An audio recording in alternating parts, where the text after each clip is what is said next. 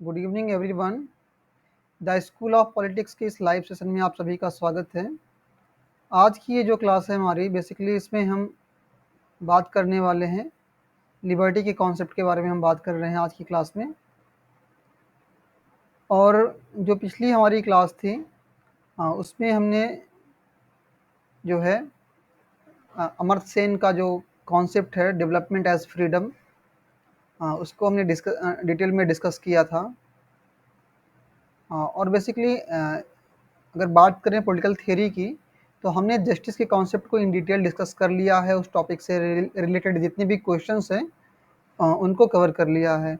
और आज का ये जो सेशन है, बेसिकली इसमें हम क्या करने वाले हैं, इसमें हम लिबर्टी यानी स्वतंत्रता के कॉन्सेप्ट को, स्वतंत्रता की अवधारणा को डिस्कस करने वाले हैं।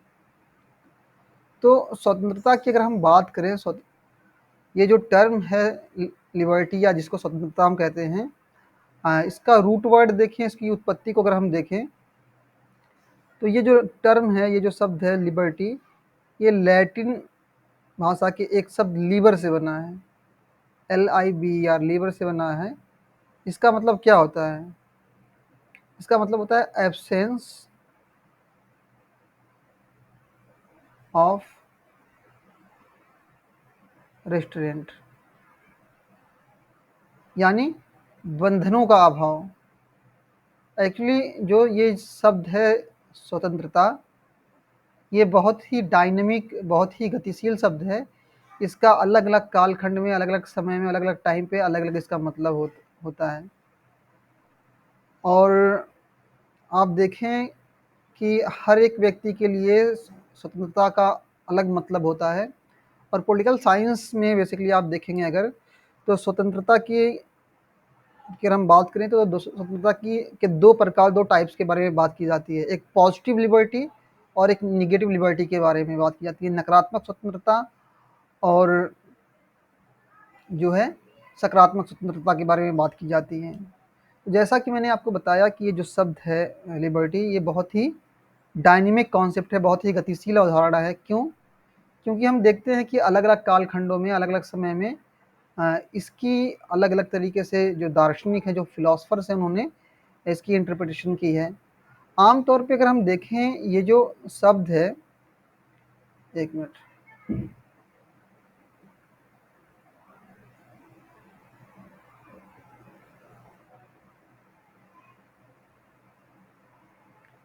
आमतौर पे ये जो मैंने आपको जैसे आपको अभी बताया कि ये जो शब्द है स्वतंत्रता, ये लैटिन भाषा के लीबर शब्द से बना हुआ है, जिसका मतलब होता है बंधनों का अभाव, एब्सेंस ऑफ रिस्ट्रेंट। ओके। और ये जो स्वतंत्रता की अवधारणा है, जो कॉन्सेप्ट है, सही मायने में देखा जाए तो इसका जो जो इसकी उत्पत्ति है, जो इसका विकास है, वो कब हुआ? मिडिवल पीरियड में हुआ। कब हुआ? मिडिवल पीरियड में,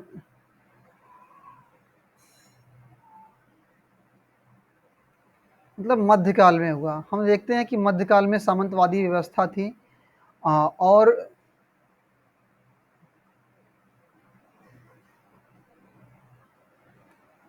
और एक तरीके से हम देखते हैं कि यहाँ पे जो चर्च का प्रभाव है,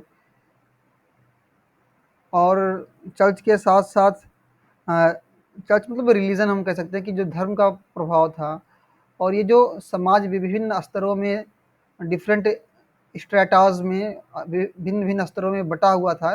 एक तरह से स्तरीकृत समाज था, जहाँ पे अमीर गरीब के बीच में एक कह सकते हैं कि एक क्लासिफिकेशन कह सकते हैं कि था। उनके बीच में अलग अलग जो वर्ग थे समाज में एग्जिस्ट कर रहे थे। तो स्वतंत्रता का जो कॉन्सेप्ट है, मध्यकाल में धर्म और समाज का जो प्रभाव है व्यक्ति के ऊपर, उसको कम करने के लिए, उसको रिड्यूस करने के लिए आया था। हम देखते हैं कि मध्यकाल में जो है, जो ये जो चर्च है, वो व्यक्ति के जीवन के हर एक पहलू को नियंत्रित कर रहा था।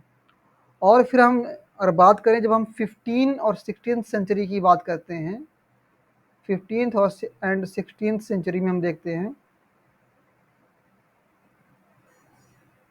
तो यहाँ पे लिबर्टी का मतलब चेंज हो जाता है। यहाँ पे हम देखते हैं कि 15वीं और 16वीं शताब्दी की अगर हम बात करें, आपने के सामने एग्जाम्पल है 1688 का, जब आप देख रहे हैं कि इंग्लैंड में जो है गौरवपूर्ण क्रांति यानी ग्लोरियस रिवॉल्यूशन होती है, राइट।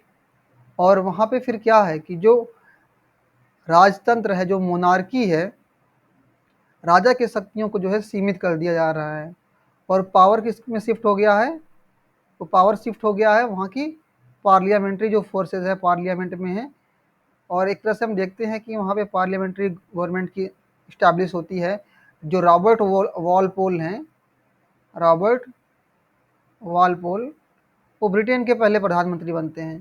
तो 15वीं और 16वीं शताब्दी की अगर हम बात करें या उसके बाद का जो पीरियड है, उसमें स्वतंत्रता का मतलब क्या है कि मोनार्की के खिलाफ, उसके अगेंस्ट स्वतंत्रता। और आज के कॉन्टेक्स्ट में बात करें, खास तौर पे 17वीं शताब्दी की अगर हम बात करें, जो 17th सेंचुरी की बात करें, या उसके बाद आज के कॉन्टेक्स्ट में टिल नाउ, मतलब अब तक बात करें, तो आमतौर पे हम देखते हैं कि ये जो पीरियड है इसमें क्या है कि अलग दुनिया के अलग अलग देशों में, अलग अलग हिस्सों में जो है डेमोक्रेटिक गवर्नमेंट इस्टेब्लिश हो चुकी हैं। कैसी सरकारें हैं ज़्यादातर, हालांकि आज भी मिलिट्री जो गवर्नमेंट्स हैं वो एग्जिस्ट कर रही हैं, लेकिन ज़्यादातर कंट्रीज़ में जो है डेमोक्रेटिक गवर्नमेंट्स इस्टेब्लिश हो गई हैं। और हम देखते हैं कि जो ये डेमोक्रेटिक गवर्नमेंट है, ये किस पे चलती है, ये मेजोरिटी पे चलती है। तो आज के कॉन्टेक्स्ट में अगर हम बात करेंगे कि स्वतंत्रता का क्या मतलब है, देखिए स्वतंत्रता के तो कई आयाम हैं, उसके कई डायमेंशन हैं। लेकिन अगर हम बात करें 17वीं शताब्दी के बारे के बाद के का जो पीरियड है उसमें अगर हम बात करें, तो स्वतंत्रता का मतलब क्या कि मेजोरिटी के शासन से, मतलब जो रूल ऑफ मेजोरिटी है, जिसको समटाइम हम टायरानी ऑफ मेजोरिटी कहते हैं, टायरानी ऑफ मेजोरिटी कहते हैं, हिंदी में इसको बहुमत का अत्याचार बोलते हैं।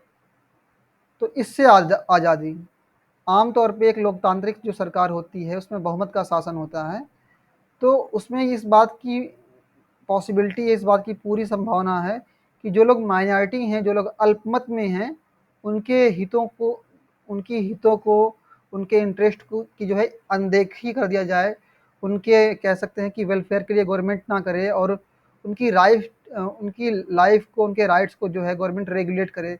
तो इस केस में जो है जो लिबर्टी का मतलब ये है कि मेजोरिटी का जो शासन है उससे आज़ादी, ठीक।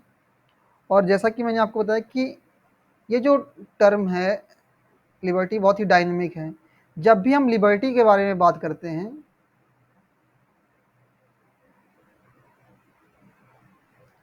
तो यहाँ पे दो फैक्टर्स इंक्लूड हैं। कौन कौन से? एक तो इंडिविजुअल,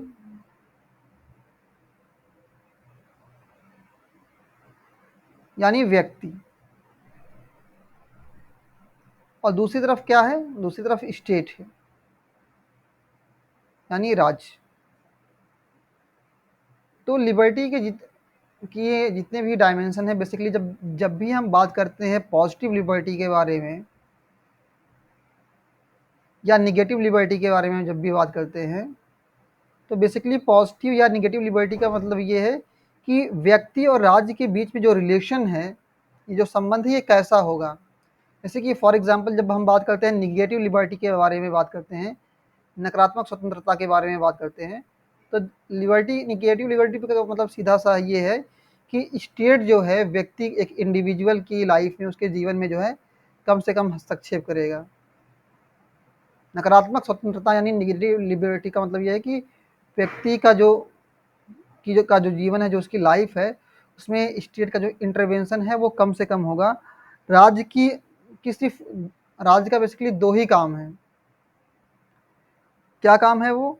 कि स्टेट लॉ एंड ऑर्डर को मेंटेन करे, लॉ एंड ऑर्डर यानी कानून और व्यवस्था को बनाए रखे, और साथ ही साथ में जो एक्सटर्नल एग्रेशन है, मतलब जो एक्सटर्नल एग्रेशन का मतलब होता है बाहरी आक्रमण। तो राज्य क्या है कि बाहरी आक्रमण से जो है आपकी रक्षा करे, बाह्य आक्रमण जो हो रहे हैं आपके ऊपर, उससे आपकी रक्षा करे स्टेट, कानून व्यवस्था को बना के रखे। और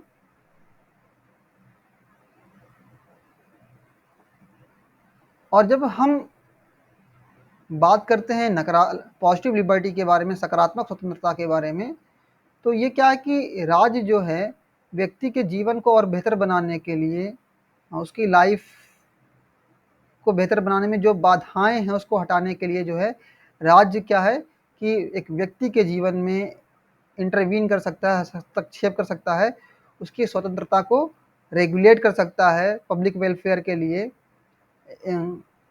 लोक कल्याण के लिए उसको जो है रेगुलेट कर सकता है। तो बेसिकली इन शॉर्ट हम ये कह सकते हैं कि ये जितने भी डायमेंशन हैं लिबर्टी के, आमतौर पे आप देखें जितने भी थिंकर्स हैं, क्लासिकल थिंकर की बात करें हम या जो मॉडर्न थिंकर हैं, ये लिबर्टी के दो एस्पेक्ट की बात करते हैं। जैसे कि फॉर एग्जांपल आपने नाम सुना होगा किसके बारे में, जीएस मिल के बारे में आपने नाम सुना होगा, और एक तरफ टीएच ग्रीन है। तो जहाँ जीएस मिल जो है नकारात्मक स्वतंत्रता को, निगेटिव लिबर्टी का सपोर्ट करते हैं, वही टीएच ग्रीन जो है पॉजिटिव लिबर्टी यानी सकारात्मक स्वतंत्रता के बारे में बात करते हैं। एग्ज़ाम के पॉइंट ऑफ व्यू से लिबर्टी की कुछ परिभाषाएं हैं, कुछ डेफिनेशंस हैं, उसको थोड़ा सा देखना ज़रूरी है, और इसीलिए मैंने चीज़ों को थोड़ा सा उसमें इस नोट्स में इंक्लूड किया है, ताकि इस क्लास में जो है लिबर्टी के कॉन्सेप्ट को डिस्कस करते वक्त हम वो सारी डेफिनेशन जो एग्ज़ाम के पॉइंट ऑफ व्यू से इम्पॉर्टेंट है और जहाँ से क्वेश्चन पूछे गए हैं अभी तक, उनको हम इंक्लूड कर सकें। जैसे कि सीले की एक डेफिनेशन है, वो एग्ज़ाम के पॉइंट ऑफ व्यू से बहुत ही इम्पॉर्टेंट है, तो उसको आइए देखते हैं कि क्या कहते हैं सीले स्वतंत्रता के बारे में, वो क्या कहते हैं।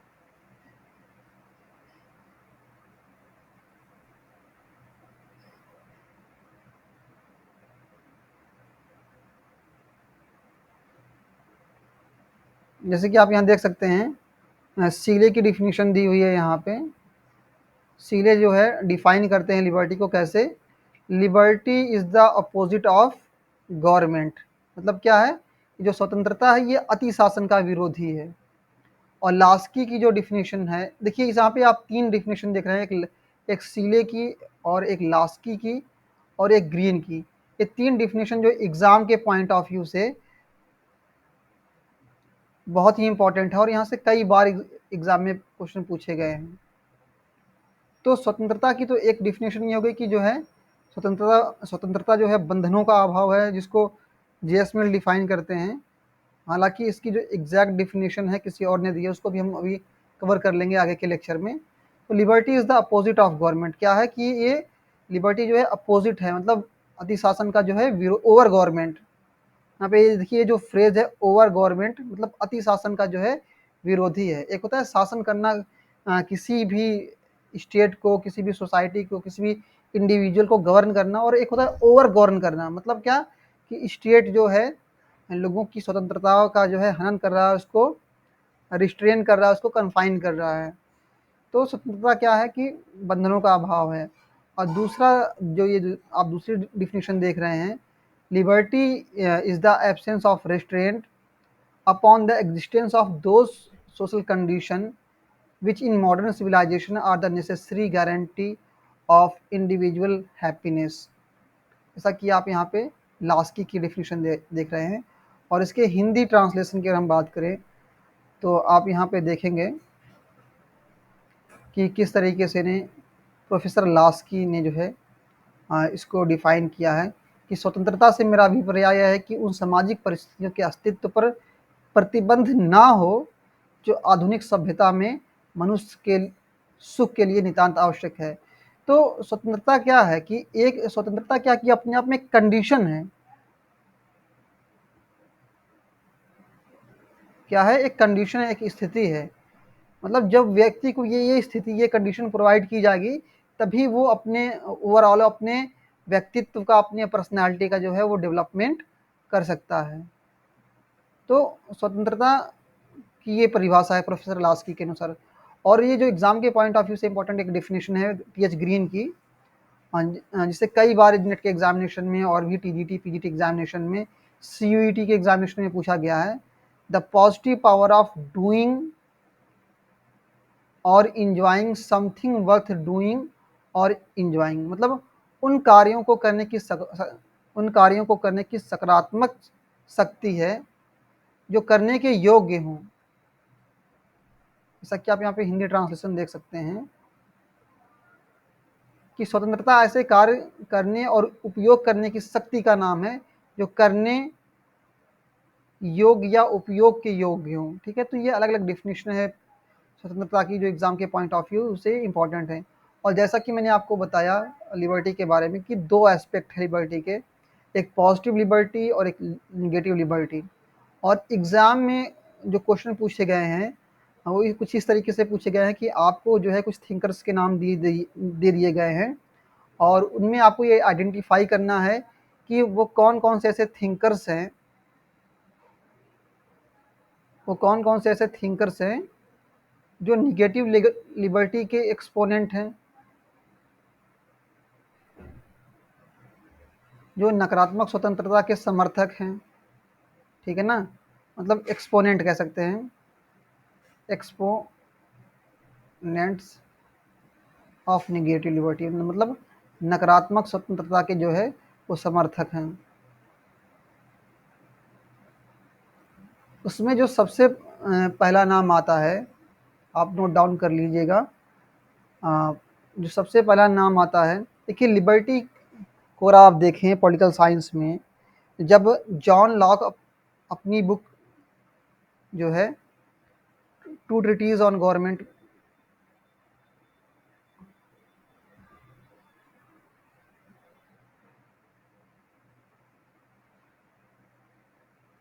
ये बुक कब पब्लिश होती है, जब इंग्लैंड में क्रांति उसके ठीक एक साल बाद 1689 में, कुछ किताबों में 90 भी देखने को मिलता है। तो इस बुक में वो 3 राइट्स के बारे में बात करते हैं, लाइफ, लिबर्टी एंड प्रॉपर्टी। हम जानते हैं कि ये जो लॉक है, लॉक को फादर ऑफ लिबरलिज्म कहा जाता है, उदारवाद के पिता के तौर पे हम इनको जानते हैं। और इन्होंने अपनी book two treatises on government में, कुछ किताबों में सिविल गवर्नमेंट मिलता है पढ़ने को, तो उसमें इन्होंने 3 प्रकार के अधिकारों की बात की है। तो स्वतंत्रता जो है one of the most important factor है उनकी पॉलिटिकल फिलॉसफी में। और वो भी हम देखते हैं कि इस उनका क्या कहना है कि राज्य का जो अस्तित्व है वो व्यक्ति की के जीवन, उनकी स्वतंत्रता और उसकी संपत्ति को बनाए रखने के लिए, मतलब क्या कि स्टेट को इसीलिए बनाया गया है कि वो व्यक्ति की लाइफ को, वो व्यक्ति की स्वतंत्रता को और उसकी संपत्ति को जो है प्रोटेक्ट करे, उसको डिफेंड करें। और उसके अलावा भी देखिए, आप देखेंगे जेएस मिल, जब भी हम बात करते हैं निगेटिव लिबर्टी के बारे में, तो उसमें जो one of the most important thinker है वो कौन है, जेएस मिल। जेएस मिल, और इन्होंने 1859 में, 1862 में, जो उनकी वाइफ है हैरियट टेलर, हैरियट, स्पेलिंग आप देख लीजिएगा, आई थिंक ई है, हैरियट टेलर, इनके साथ मिलकर के एक बुक लिखी है जिसका नाम है ऑन लिबर्टी। ऑन लिबर्टी जो है स्वतंत्रता पे लिखी गई one of the most important book है। और इसमें इन्होंने निगेटिव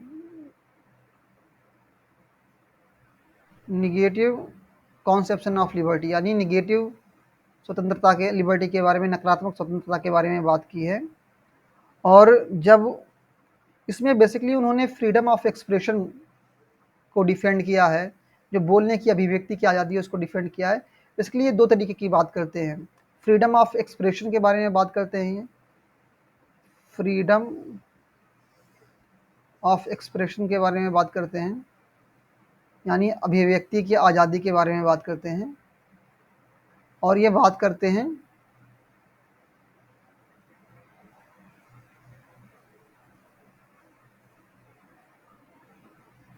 फ्रीडम ऑफ एक्शन, मतलब काम, किसी काम को करने की जो है आज़ादी। ठीक है, एक्शन मतलब फ्रीडम ऑफ एक्शन, मतलब किसी काम को करने की आज़ादी। तो आमतौर पे एक व्यक्ति जो काम करता है, हाँ, उसको ये 2 तरीके से देखते हैं। इस एक्शन के वो 2 पहलू मानते हैं, एक होता है सेल्फ रिगार्डिंग एक्शन और दूसरा अदर रिगार्डिंग एक्शन। आइए थोड़ा मिल के मिल के जो नोट्स हैं हमारे पहले के, उसमें हम इसको समझने की कोशिश करते हैं कि कैसे वो डिफाइन किए। जो मिल की बुक है ऑन लिबर्टी, जो बुक है ऑन लिबर्टी, इसको 1859 में इन्होंने लिखा था। और इस बुक का एक बहुत ही फेमस कोट है, over himself, over his own body and mind, individual is sovereign. मतलब अपने मतलब स्वयं पर, ओवर हिमसेल्फ मतलब स्वयं पर, हिज ओन बॉडी का मतलब अपने शरीर पर, और माइंड का मतलब मस्तिष्क पर, स्वयं पर, अपने शरीर पर, अपने मस्तिष्क पर। इंडिविजुअल इज सॉरेन मतलब क्या कि व्यक्ति जो है संप्रभु है, क्या है, संप्रभु है, मालिक है, खुद का जो है वो मालिक है। और बेसिकली इसमें देखिए 3 टाइप्स लिखे हुए हैं। हालांकि ये जो फ्रीडम ऑफ एक्शन है ना, उसमें 2 चीज़ें इंक्लूड हैं। वैसे तो बात करते हैं फ्रीडम ऑफ एसोसिएशन के बारे में भी बात करते हैं वो। फ्रीडम ऑफ एसोसिएशन का मतलब क्या कि संघ बनाने की स्वतंत्रता, कि आपको अपना ग्रुप, अपना समूह, अपना संघ बनाने की स्वतंत्रता होनी चाहिए। लेकिन जो बेसिकली जो इसमें सबसे इम्पोर्टेंट कॉन्सेप्ट है वो फ्रीडम ऑफ एक्सप्रेशन है, बोलने की आज़ादी। और दूसरा क्या है कि फ्रीडम ऑफ एक्शन। तो अगर फ्रीडम ऑफ एक्सप्रेशन की बात करें तो जीएस मिल को फ्रीडम ऑफ एक्सप्रेशन का व्यक्ति का आज़ादी का जो है मसीहा कहा जाता है। उन्होंने जो है व्यक्ति के बोलने की आज़ादी को हर हालत में जो है डिफेंड किया है। मतलब कोई कैसा भी व्यक्ति हो, चाहे वो उसके जो विचार हैं समाज के लिए अच्छे हों या बुरे हों, इस बात से फ़र्क नहीं पड़ता, लेकिन उसको बोलने की जो है अभिव्यक्ति की जो आज़ादी है वो उससे उसको दी जाएगी, उससे उस आज़ादी को छीना नहीं जा सकता है। और दूसरा ये जो उनका प्रिंसिपल है फ्रीडम ऑफ एक्शन, इसमें वो 2 चीज़ों के बारे में बात करते हैं। सेल्फ रिगार्डिंग एक्शन के बारे में बात करते हैं और other regarding action. Self regarding action और अदर रिगार्डिंग एक्शन मतलब ऐसे काम जिसको जब आप करते हैं। सेल्फ रिगार्डिंग का मतलब क्या कि जो जो स्वयं परख है। स्वयं परख का मतलब क्या कि जब किसी काम को आप करते हैं तो उसका जो इफ़ेक्ट है, उसका जो प्रभाव है, वो सिर्फ़ और सिर्फ़ आपके ऊपर पड़ता है। आपकी आपके ऊपर पड़ता है, किसी और के ऊपर नहीं पड़ता। मतलब उसका असर जो है सिर्फ़ और सिर्फ़ आपके ऊपर पड़ रहा है, किसी और के ऊपर नहीं पड़ रहा है। इसको बोलते हैं सेल्फ रिगार्डिंग एक्शन। और दूसरा क्या कि अदर रिगार्डिंग एक्शन, मतलब जब भी कोई आप किसी काम को करते हैं तो अगर उस व्यक्ति का जो काम है, मतलब जो जो उसका प्रभाव है, जो उसका इफ़ेक्ट है, वो अन्य लोगों पर भी पड़े, मतलब जो अन्य व्यक्ति हैं उसके ऊपर भी पड़े। जैसे कि फॉर एग्ज़ाम्पल अगर आप जो है कुछ भी पढ़ रहे हैं या लिख रहे हैं या कोई सा भी काम करें जिसका असर सिर्फ़ और सिर्फ़ आपके ऊपर पड़ रहा है, तो वो परमिसिबल है। इसमें जो है स्टेट हस्तक्षेप नहीं कर सकता है, इसमें किसी भी प्रकार से वो जो है इंटरवीन नहीं कर सकता है। जसमील का ये कहना है कि जो व्यक्ति के सेल्फ रिगार्डिंग एक्शन है, जिसका सिर्फ असर सिर्फ और सिर्फ उसके ऊपर पड़ता है, उसके शरीर पे पड़ता है, उसके आत्मा पे पड़ता है, उसको जो है स्टेट कंट्रोल नहीं कर सकता है। लेकिन ऐसे काम जिसका असर अन्य लोगों पर पड़ता है उसको स्टेट कंट्रोल कर सकता है, उस पर नियंत्रण लगा सकता है। फॉर एग्जाम्पल जैसे कि एक व्यक्ति है, जैसे कि फॉर एग्जाम्पल एक व्यक्ति है, वो ड्रिंकिंग, सपोज कि वो शराब पीता है, वो ड्रिंक करता है। तो अगर वो शराब पी करके अपने कमरे में जाके चुपचाप सो जाता है, भले ही उस शराब का जो है, उस लिक्वर का जो है जो असर है उसके हेल्थ पे एक तरीके से बुरा पड़ रहा है, तो उसमें कोई व्यक्ति या राज्य जो है इंटरवीन नहीं कर सकता है। लेकिन सपोज कि अगर वो व्यक्ति शराब पीने के बाद अगर जो है जो सोशल ऑर्डर है उसको डिस्टर्ब कर रहा है, लोगों को डिस्टर्बेंस कर रहा है, शोर शराबा कर रहा है, गाली गलौज कर रहा है, लोगों से मारपीट कर रहा है, तो उस केस में फिर क्या है कि जो उसकी जो फ्रीडम है, फ्रीडम ऑफ एक्शन, उसको जो है कंट्रोल किया जा सकता है। स्टेट उसमें इंटरवीन कर सकता है, उसको अरेस्ट कर सकता है, उसको जेल के पीछे डाल सकता है। और फ्रीडम ऑफ एसोसिएशन, देखिए कोई भी व्यक्ति है वो आइसोलेशन में नहीं रह सकता। आपने अगर देखा होगा, अगर पढ़ा होगा आपने प्लेटो के, सॉरी अरिस्टोटल की पॉलिटिकल फिलॉसफी को पढ़ा होगा, उनके राजनीतिक दर्शन को पढ़ा होगा, तो आपने देखा होगा कि अरिस्टोटल कहते हैं कि मनुष्य जो है एक सामाजिक प्राणी है। मतलब उसे और ओवरऑल जो उसके व्यक्तित्व का जो विकास है, जो उसके पर्सनालिटी का ओवरऑल डेवलपमेंट है, वो स्टेट के अंदर ही जो है समाज के अंदर ही पॉसिबल है। मतलब क्या कि इंसान जब वो समूह में रहता है तो उसके व्यक्तित्व के विकास की जो संभावनाएँ, जो पॉसिबिलिटीज़ हैं, वो बढ़ जाती हैं। तो फ्रीडम ऑफ एसोसिएशन भी जो है प्रोवाइड करता है। आप इंडियन कॉन्स्टिट्यूशन में देखें, आपको बोलने की आर्टिकल 19 में आप देखें, आर्टिकल 19 में आपको देखें, बोलने की आज़ादी दी गई है, आपको एसोसिएशन बनाने की आज़ादी दी गई है। तो ये सब पॉलिटिकल फिलॉसफीज़ हैं, राजनीतिक दर्शन हैं।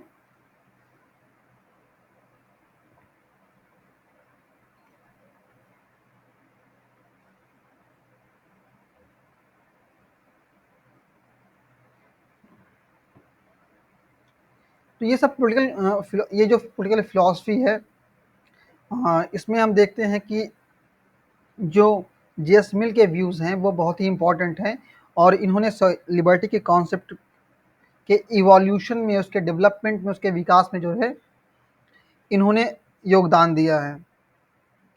और अभी जैसे कि हमने अभी बात की थोड़ी देर पहले, जो है किसके बारे में हमने बात की, जॉन लॉक के बारे में। और जॉन लॉक जो है बात करते हैं जब कि लॉ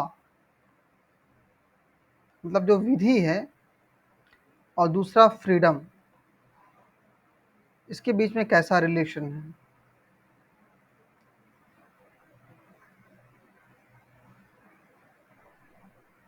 तो लॉक ये कहते हैं, लॉक मैं एक्चुअली यहाँ पे फिर से इसलिए बता रहा हूँ कि ये जो एक पॉइंट है, जब मैं लॉक लॉक के बारे में बात करता तो एक पॉइंट स्किप हो गया था, छूट गया था, तो मैंने सोचा कि इसको क्यों ना ऐड कर लिया जाए, ताकि ये जो लॉक के बारे में जो व्यूज़ हैं, जैसा कि मैंने भी आपको यहाँ पे एक्सप्लेन किया है इस स्लाइड में, लॉक के बारे में जब मैंने आपको बताया है।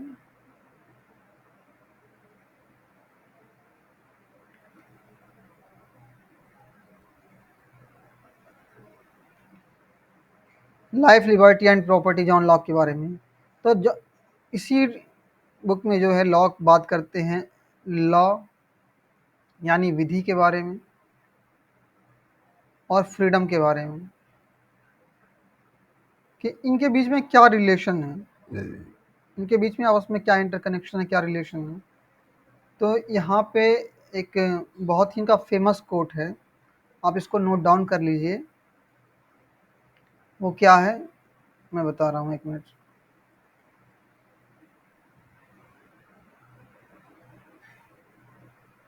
Where there is no freedom, sorry, where there is no law,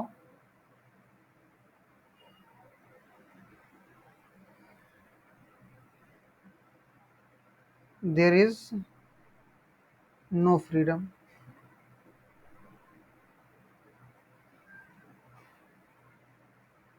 मतलब जहाँ कानून नहीं है,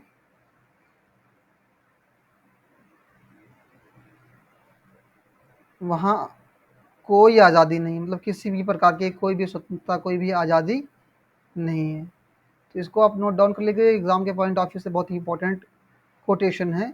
एक किसने कहा है इसके बारे में, इसको कहा है लॉक ने, जॉन लॉक ने।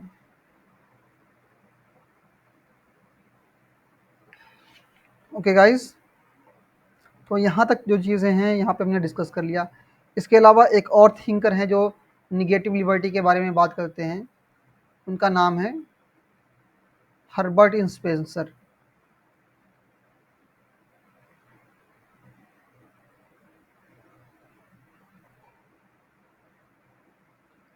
इनकी एक बहुत ही फेमस बुक है, इसका टाइटल है man versus state, man versus state, मतलब व्यक्ति बनाम राज्य, ये उनकी बुक का टाइटल है। और ये बुक 1844 में पब्लिश हुई थी। कब पब्लिश हुई थी? 1884 में पब्लिश हुई थी। और इस बुक में भी हर्बर्ट स्पेंसर जो है निगेटिव कॉन्सेप्शन ऑफ लिबर्टी, नकारात्मक स्वतंत्रता के विचार का समर्थन करते हैं।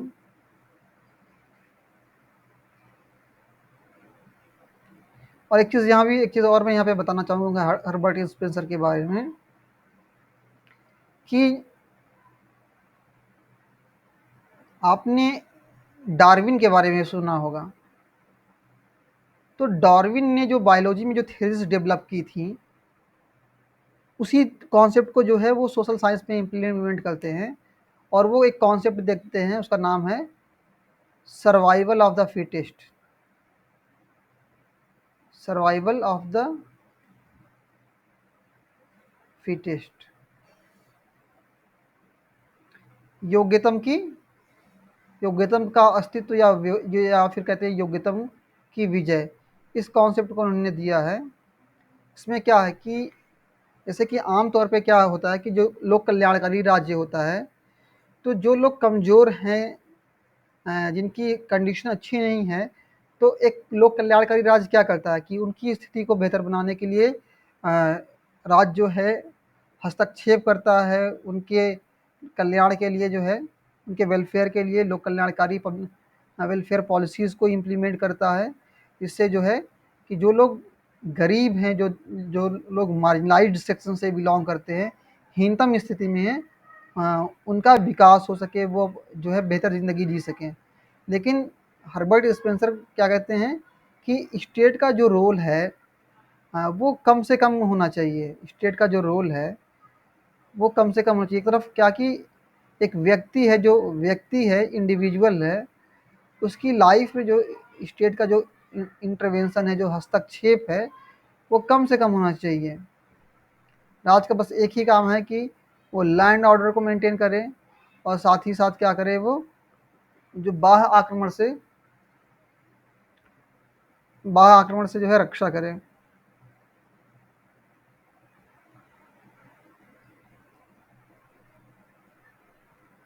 तो ये दो चीज़ें हैं जिसके बारे में वो बात करते हैं। और भी थिंकर्स हैं, मैं आपको एक कंप्लीट लिस्ट प्रोवाइड कर दे रहा हूँ, आप नोट डाउन कर लें कौन कौन से थिंकर्स ऐसे हैं। जैसे कि आप देखो, थिंकर्स तो बहुत सारे हैं। जैसे कि आप बात करेंगे बेंथम के बारे में बात करेंगे, ये भी निगेटिव कॉन्सेप्शन ऑफ लिबर्टी के बारे में बात करते हैं।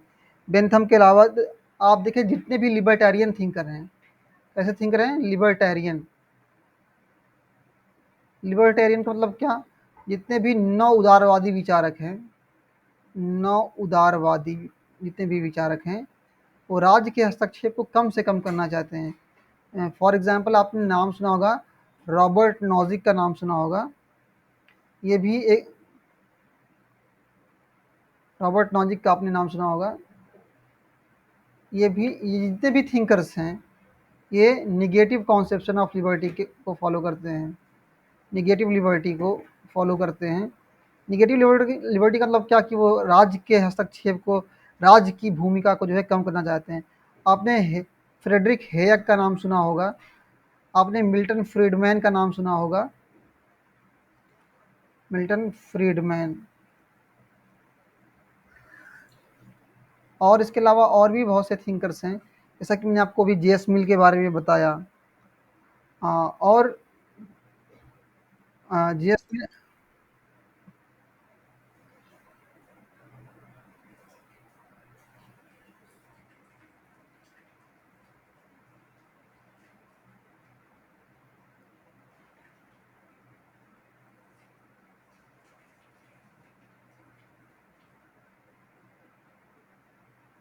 जैसा कि मैंने अभी आपको जेएस मिल के बारे में बनाया।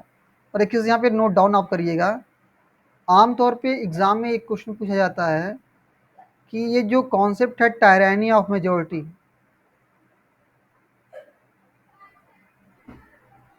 टायरानी ऑफ मेजोरिटी,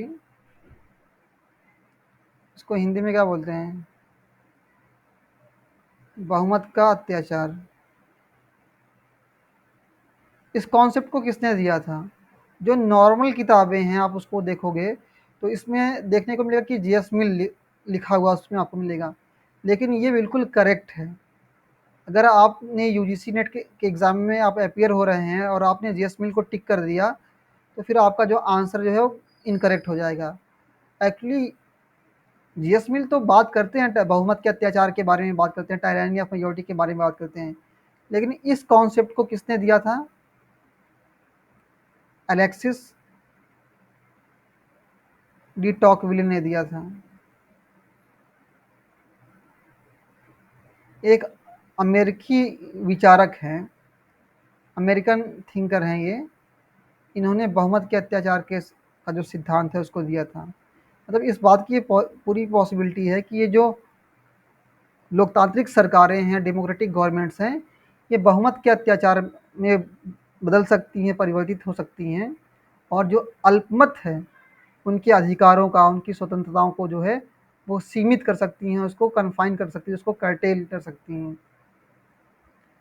और इसके अलावा और भी थिंकर्स हैं। आपने एडम स्मिथ का नाम सुना होगा, एडम स्मिथ।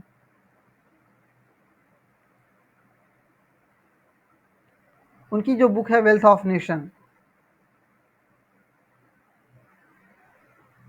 ये भी एग्जाम के पॉइंट ऑफ व्यू से बहुत ही इंपॉर्टेंट बुक है। कई बार इसको यूजीसी नेट एग्जामिनेशन में पूछा गया है। और जितने भी वैसे जो भी थिंकर्स थे, जो इंपॉर्टेंट थिंकर है, मैंने उसको आपको बता ही दिया है। जीएस मिल जो है one of the most important thinker है, और एलेक्सिस डी टॉकविले, ये दो थिंकर्स के बारे में आप याद करिएगा। और हमेशा इस बात को ख्याल रखिएगा कि ये जो कॉन्सेप्ट है टायरानी ऑफ मेजोरिटी, बहुमत का जो अत्याचार, इस कॉन्सेप्ट को किसने दिया था? इस कॉन्सेप्ट को दिया था एलेक्सिस डी टॉकविले ने, ना कि जेस मिल ने। हमेशा इस बात का आप ख्याल रखिएगा, इस चीज़ में आपको कंफ्यूज नहीं होना है। और अगर हम बात करें, ये तो हमने बात की वो उन थिंकर्स के बारे में जो निगेटिव कॉन्सेप्शन ऑफ लिबर्टी के बारे में बात करते हैं। अगर हम बात करें पॉजिटिव लिबर्टी के बारे में,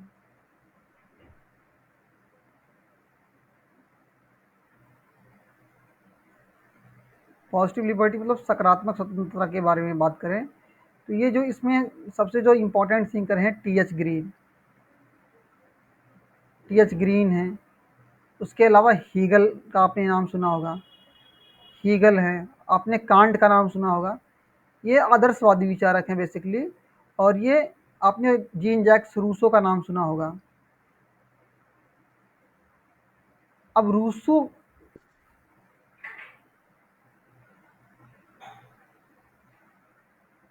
ये लास्की भी हैं। बिल्कुल, लास्की भी जो है exponent, one of the most important leading exponent हैं लास्की भी। अभी जैसा कि आपने यहाँ पे उनकी डेफिनेशन को देखा, उनकी जो परिभाषा है लिबर्टी की, उस पर आपने देखा कि वो एक स्टेट के पॉजिटिव रोल के बारे में बात करते हैं। अगर आप यहाँ पे लास्की की डेफिनेशन देखें तो यहाँ पे आप देखेंगे क्या लिखा है कि liberty is the absence of restraint upon the existence of social, दो social condition which in modern civilization are the necessary guarantee of individual happiness। और अब ये देखिए, लास्की के जो विचार हैं, हैरोल्ड लास्की, उनकी बुक है ग्रामर ऑफ पॉलिटिक्स, जो 1925 में पब्लिश हुई थी। लास्की की जो बुक है अ ग्रामर ऑफ पॉलिटिक्स,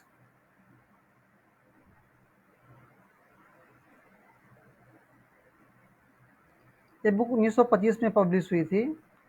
और देखिए, हालांकि हम देखते हैं कि लास्की के जो आइडियाज़ हैं उसमें हम एक शिफ्ट देखते हैं। स्टार्टिंग में ये निगेटिव कॉन्सेप्शन ऑफ लिबर्टी के बारे में बात करते हैं, स्टेट के रोल को कन्फाइन, उसको सीमित करने के बारे में बात करते हैं। लेकिन बाद में जैसे जैसे उनके विचारों का विकास होता है, डेवलपमेंट होता है, इवोल्यूशन होता है, वो स्टेट के पॉजिटिव रोल के बारे में बात करने लगते हैं। जैसे कि फॉर एग्जांपल आप देखें, जेएस मिल के विचारों को आप देखें, तो आमतौर पे जेएस मिल को हम किस कैटेगरी में रखते हैं? उसको उनको इनको हम रखते हैं निगेटिव लिबर्टी के एक्सपोनेंट में, जो नकारात्मक स्वतंत्रता के जो समर्थक है उनकी उस कैटेगरी में रखते हैं।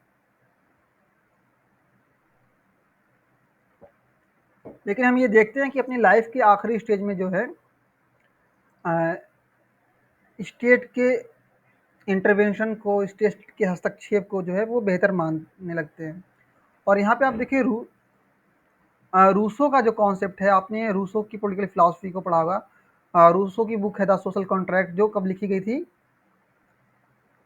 1762 में लिखी गई थी, social contract. Okay.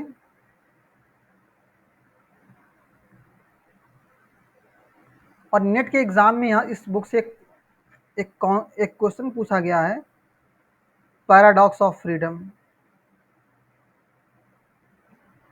Paradox of freedom मतलब स्वतंत्रता का विरोधाभास। आप कैसे थोड़ा सा ये समझते हैं?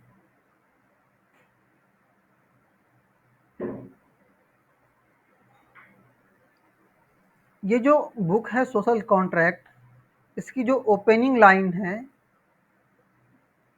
इसमें हम देखते हैं कि जीन जैक्स रूसो जो है स्वतंत्रता के एक मसीहा के तौर पे उतरते हैं। वो कहते हैं कि man is born free but everywhere he is in the chain. कि मनुष्य क्या है कि वो जो है स्वतंत्र पैदा हुआ है, लेकिन क्या है कि वो सर्वत्र जंजीरों में बंधा हुआ है। वो जो है बात करते हैं इनइक्वालिटी कैसे समाज में आई, कैसे संपत्ति की जो इंस्टीट्यूशन है वो बनी, और उसकी वजह से सोसाइटी में फिर डिस्पैरिटी जो इनइक्वालिटी है वो आई। और फिर उन्होंने इन सारी प्रॉब्लम को सॉर्ट आउट करने के लिए उन्होंने अपना ये इनका जो कॉन्सेप्ट है जनरल विल का, जो उनका समान इच्छा का सिद्धांत है, उसको इन्होंने इंट्रोड्यूस किया।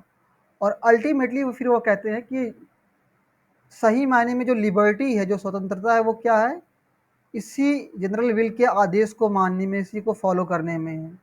हालांकि कोई ज़रूरी नहीं कि जो जनरल विल है वो हमेशा सही हो।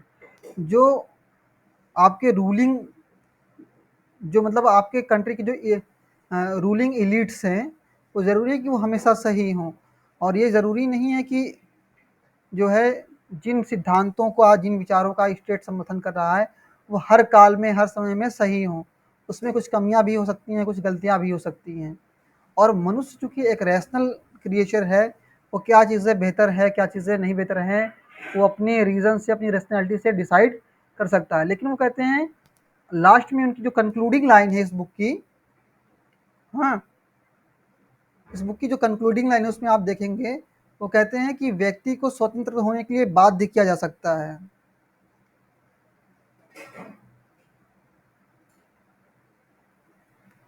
मतलब ये जो जनरल विल है, जो समान इच्छा है,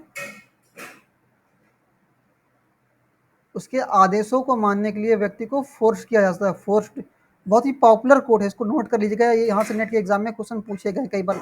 सिर्फ नेट ही नहीं, पीएचडी एंट्रेंस एग्जामिनेशन में, जेएनयू के पीएचडी एंट्रेंस एग्जामिनेशन में, और ये टीजीटी पीजीटी का जो एग्जामिनेशन होता है, जो सीयूईटी का एग्जामिनेशन होता है, उसमें बहुत ही फेमस ये एग्ज़ाम, ये जो लाइन है, फोर्स टू बी फ्री, मतलब व्यक्ति को सामान्य ये जो इच्छा है उसके आदेशों को मानने के लिए जो है फोर्स किया जा सकता है। यहाँ से कई बार क्वेश्चन पूछे गए हैं एग्जाम में, मोर देन 10 टाइम्स। तो आप लोग ये कोशिश करें कि ये जो कॉन्सेप्ट है पैराडॉक्स ऑफ फ्रीडम का, इसके बारे में आप जानें। और इसके अलावा और देखिए, जस्टिस के और भी डायमेंशन है, जैसे कि हमने अभी बात की जस्टिस के पॉजिटिव और निगेटिव डायमेंशन के बारे में, कि निगेटिव लिबर्टी क्या है, पॉजिटिव लिबर्टी क्या है, इसके बारे में हमने डिस्कस किया, राइट। और लिबर्टी के और भी डायमेंशन हैं, जैसे कि हम बात करते हैं, आपने सुना होगा सिविल सिविल लिबर्टी के बारे में, आपने सुना होगा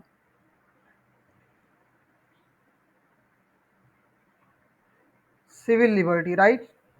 सिविल लिबर्टी का क्या मतलब, क्या, इसको हिंदी में हम कहते हैं नागरिक स्वतंत्रता। तो नागरिक स्वतंत्रता में बेसिकली क्या चीज़ें हैं, जो आपको जो राइट्स दिए गए हैं, आप देखें इंडियन कॉन्स्टिट्यूशन में देखें, जो आपको फ्रीडम ऑफ एक्सप्रेशन, ये क्या है, जो फ्रीडम ऑफ एक्सप्रेशन है, जो अभिव्यक्ति की आज़ादी है, ये क्या है, ये सिविल राइट है।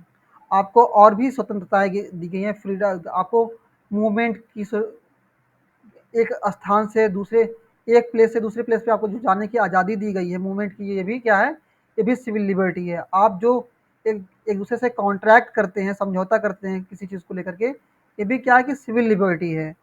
और इसके अलावा जो है जैसे खुद को किसी भी डेंजर से सिक्योर रखना, ये भी अपने आप में एक सिविल लिबर्टी है। मतलब राज की रिस्पॉन्सिबिलिटी है कि वो इंडिविजुअल की लिबर्टी को प्रोटेक्ट करे। और इवन आप अगर जो है जॉन लॉक की पॉलिटिकल फिलॉसफी में देखेंगे, तो ये जो तीन चीज़ें हैं, तीन जो राइट्स हैं, नेचुरल राइट्स हैं, लाइफ, लिबर्टी और प्रॉपर्टी, ये तीन ऐसे राइट्स हैं जो इनएलिनेबल है, जिनको राज्य इसको छीन नहीं सकता है, इनएलिनेबल हैं, हस्तांतरणीय है, इसको राज्य नहीं ले सकता है। और बेसिकली जो स्टेट को बनाया गया है, वो इसीलिए बनाया गया है कि राज्य इनकी सुरक्षा करे। और यदि इन केस अगर स्टेट ये इनको प्रोटेक्ट करने में फेल होता है, जो गवर्नमेंट है उसको प्रोटेक्ट करने में फेल होती है, तो लोगों को इस बात का अधिकार है कि उस गवर्नमेंट को जो है वो चेंज कर दें। अगर कोई भी सरकार व्यक्ति की ज़िंदगी को, उसकी उसके जीवन को, उसकी संपत्ति को और उसकी स्वतंत्रता को डिफेंड करने में फेल होती है, तो उस केस में लोगों को इस बात का अधिकार है कि वो जो है गवर्नमेंट को चेंज कर दे। इवन उनको रिवॉल्यूशन का अधिकार है, उनको क्रांति करने का अधिकार भी दी। और उसके बाद हम बात करते हैं पॉलिटिकल लिबर्टी की बात करते हैं, तो हो गई सिविल लिबर्टी हो गई, राइट। अब हम बात करेंगे पॉलिटिकल लिबर्टी के बारे में। इसको हम नाग इसको हम कहते हैं राजनीतिक स्वतंत्रता। पॉलिटिकल लिबर्टी का मतलब क्या? आम तौर पे एक डेमोक्रेटिक कंट्री में जितने भी सिटीजन्स होते हैं वो इक्वल होते हैं, हर किसी को पॉलिटिकल लिबर्टी प्रोवाइड की जाती है। पॉलिटिकल लिबर्टी का मतलब क्या कि जितने भी पोस्ट हैं, खास तौर पे जैसे कि आप देखें प्रेसिडेंट, मतलब एमपी एमएलए की जो पोस्ट है, मतलब जितने भी सार्वजनिक पद हैं, पब्लिक पोस्ट है, चाहे वो गवर्नमेंट ऑफिसेज हों, चाहे चाहे वो कोई चाहे वो कोई वो जॉब हो या कोई पोस्ट हो, तो उसको अचीव करने के लिए जो है हर एक इंडिविजुअल एलिजिबल है। एट द सेम टाइम उनको राइट टू वोट प्रोवाइड किया गया है। पॉलिटिकली हर एक इंडिविजुअल जो है इक्वल है, वो पब्लिक लाइफ में, पॉलिटिकल लाइफ में जो है वो पार्टिसिपेट कर सकता है। उसको ये चीज़ें एक स्टेट के ज़रिए से, एक लिबरल स्टेट के ज़रिए से जो है प्रोवाइड की जाती हैं कि वो राइट टू वोट को प्रैक्टिस कर सकता है। वो जो है पॉलिटिक्स में डायरेक्टली और इनडायरेक्टली जिस प्रकार की डेमोक्रेसी में वो रहता है, वो उसमें पार्टिसिपेट कर सकता है, उसमें भाग ले सकता है। और अगर आप ग्लोबल कॉन्टेक्स्ट में देखें, पॉलिटिकल लिबर्टी का मतलब ये भी है कि अगर कोई कंट्री है, सपोज कि कोई कंट्री है और उसको किसी कंट्री ने कॉलोनी अपनी बना रखी है, तो उसको आज़ादी किस बात से चाहिए? उसको चाहिए इंपीरियलिज्म से आज़ादी चाहिए, साम्राज्यवाद से आज़ादी। किससे? साम्राज्यवाद से आज़ादी। उपनिवेशवाद मतलब ये जो कॉलोनियल प्रैक्टिस है, खास तौर पे जो वेस्टर्न पावर्स हैं उनकी, कॉलोनियलिज्म, उपनिवेशवाद। मतलब क्या है कि हर एक कंट्री को जो है इस बात का अधिकार है कि वो राजनीतिक तौर पे स्वतंत्र हो, वो किसी भी साम्राज्य का हिस्सा ना हो, वो आत्मनिर्णय के सिद्धांत को फॉलो करता हो, वो अपने निर्णय खुद से लेता हो।